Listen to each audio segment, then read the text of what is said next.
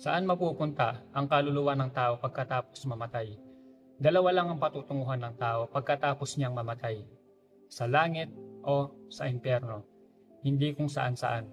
Pero mahalagang maunawaan natin kung ano ang sinasabi ng Biblia. Ang taong hindi sumasampalataya sa ating Panginoong Yesus ay hindi agad napupunta sa hell o lawa ng apoy na tinatawag. Sa halip, napupunta muna sila sa Hades, ang lugar ng mga patay, kung saan may pansamantalang paghihirap habang hinihintay ang araw ng paghukom. Gaya ng makikita natin sa kwento ng mayaman at ni Lazarus sa Luke chapter 16.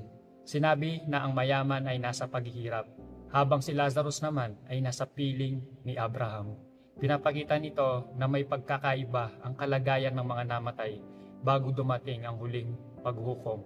Darating ang araw ng judgment o huling paghukom kung saan haharap ang lahat sa Diyos. Pagkatapos nito, ang tumanggi sa Diyos, hindi sumampalataya ay itatapon sa lake of fire, ang huling kaparusahan. Ngunit ang mga sumampalataya kay Kristo ay may ibang hantungan.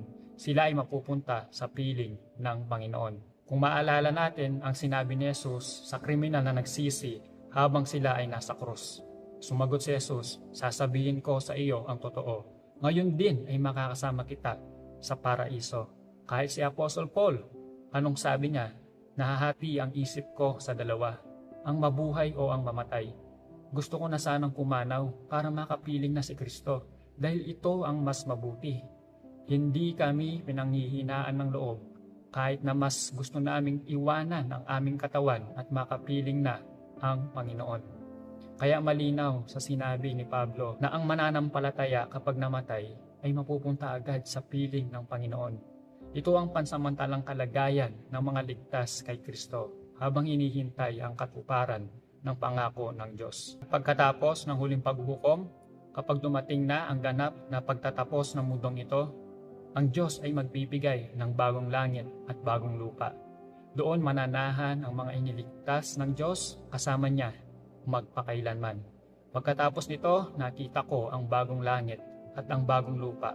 Naglaho na ang dating langit at lupa, pati na rin ang dagat. Samantala, ang mga tumanggi sa Diyos ay mapupunta sa lawa ng apoy, na siyang huling kaparusahan. Kaya ayon sa pananaw na ito, mula sa mga talatang binanggit, hindi tinuturo ng Biblia ang konsepto ng purgatorio bilang isang pansamantalang lugar ng paglilinis pagkatapos ng kamatayan. Ang tinuturo ng kasulatan ay ang pagharap ng tao sa Diyos at ang huling paghuhukom. Itinakda sa mga tao ang mamatay